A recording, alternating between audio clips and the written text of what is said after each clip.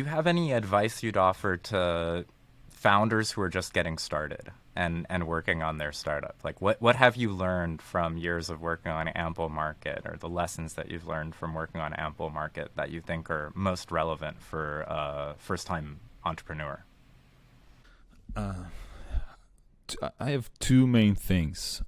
One is, I would say, pick your co-founders carefully. There, and there I mean more that I think co-founder disputes and co-founder issues are probably the most common reason why startups end up dying. And so I think you really want to be mindful when you're committing to starting a company with somebody that this could well be like a 5 or 10 year journey that and so you should be aware of that and think about what it means to work with somebody for that long and that closely.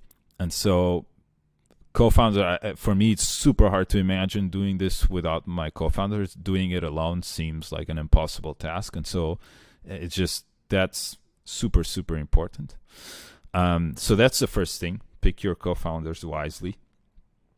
The second thing I would say is that, especially for first-time founders, I think one thing that is particularly hard about startups that I feel like it's something that you don't really, like university or even a job at a bigger company doesn't prepare you for, is that when you're working at a startup, you really don't get much reward for effort.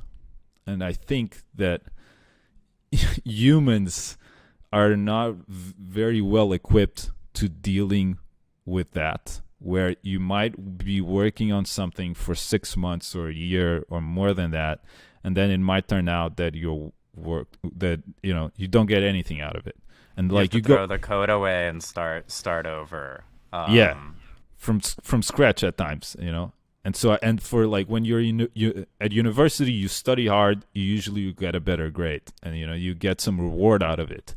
But sometimes at startups, it can be a really inglorious task, and it's almost I forget it, but there's like the Greek myth from hell when you're pushing a boulder up a hill, and then like it just, you get to the top, the and rock it of just Sisyphus. Yeah. rock of Sisyphus, and it just falls all the way down. And startups, to an extent, can be a bit like that, especially at the beginning.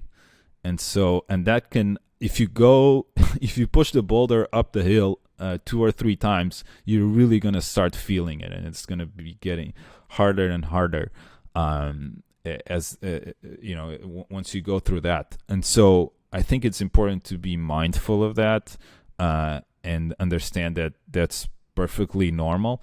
And it's just not as much of a ladder where you make small progress and you get a reward for that. It's more of a, you make small progress in your game. And so, and you want to keep that in mind so that you can remain sane through the process and be able to brave it. So yeah, that's my second thing. Yeah, I often tell entrepreneurs that they have to be really good at accepting rejection and having most of their ideas fail, and still picking it up and figuring out, learning from all those failures and learning from all that rejection, how to build something that people want to fund and people want to use.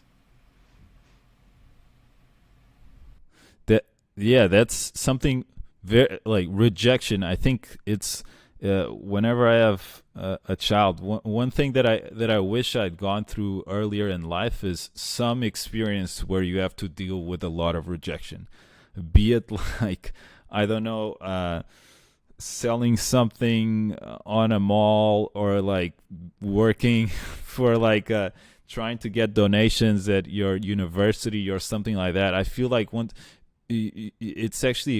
it's good to go through some job or some activity where you have to deal with an unbelievable amount of rejection, because you kind of build a callus, and that's really useful for all sorts of things in life. but and definitely for startups at all stages, be it for hiring the best folks, you're going to be facing a lot of rejection. Be it pitching to investors, you're likely going to be facing a lot of rejection. Be like selling your product. So, and it's pretty core to the whole experience, is handling rejection. So yeah, definitely, yeah, it's you want to be mindful of that as well. That can easily be very discouraging.